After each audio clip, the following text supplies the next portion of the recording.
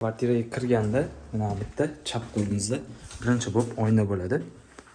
Odam o'zini ko'rib, keyin ishiga, o'qishiga ketadi. Mana bu yog'imiz shunaqa ko'rinishda bo'ladi.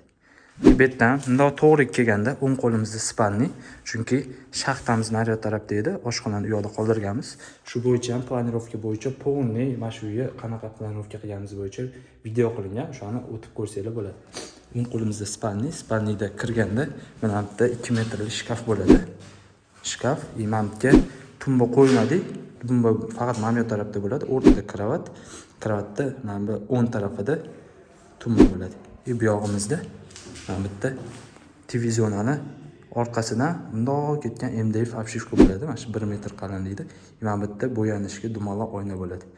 Oyna bilan televizorni razmeri bundoq bir xil bo'ladi. Как будто bu televizionni bitta bo'lib ketgan. Televizor o'zi ham bitta to'rtburchak bo'lib turmaydi, bitta bo'lib ketadi. Spalni tarafimizda eng katta balkon bor. Bu yo'g'i kattaroq, nari taraf kichkinaroq.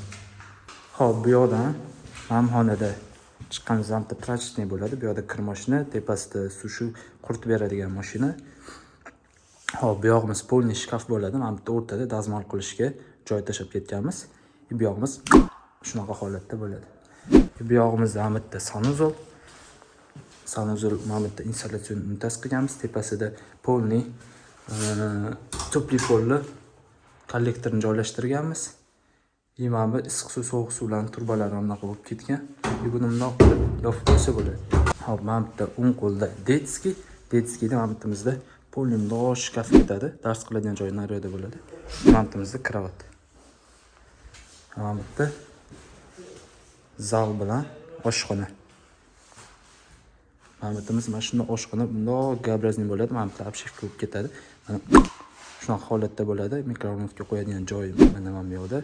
Keyin mana bu turba bundoq keladi-da, mana reguldan aylanib bundoq kelib, mana bitta vichkaga ulanadi.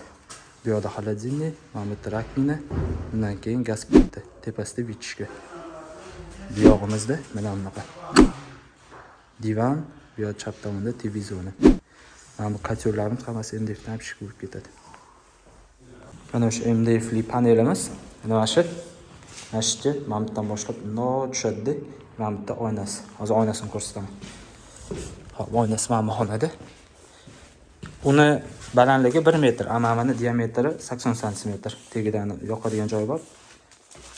Bemalol o'tirib, o'zini ko'rib bo'yansa bo'ladi. Hop, bu tepadan shunda o'ng tushadi, pastdan o'ng ko'tariladi. O'rtasida bo'lsa, ana. Televizori ham mana shunaqa balandligi 80 ligini olsak, o'shanda mana bu o'rtasida bo'lib turadi-da. 80 oyna, mana bunda tursa oyna. Mana o'rtada televizor qora. Как будто bitta bundoq televizor anaqasini объемini kattalashtirib beradi, bitta katta panel bo'lib.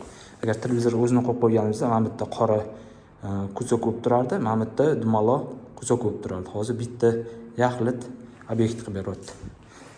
O'z dizaynda oldin ham aytganman, ko'proq primitiv shakllar bo'lsa chiroyli chiqadi. Mana kirdi chiqdilarni iloji boricha tekislashtiraversa chiroyliroq chiqadi. Ranglarni ham 3 xildan ortiq rang ishlatish bo'lmaydi. Uzoq 3 xil bo'lmasa 2 xil rang ishlatsa, qancha kamroq narsa bo'lsa, shuncha chiroyliroq chiqib turadi.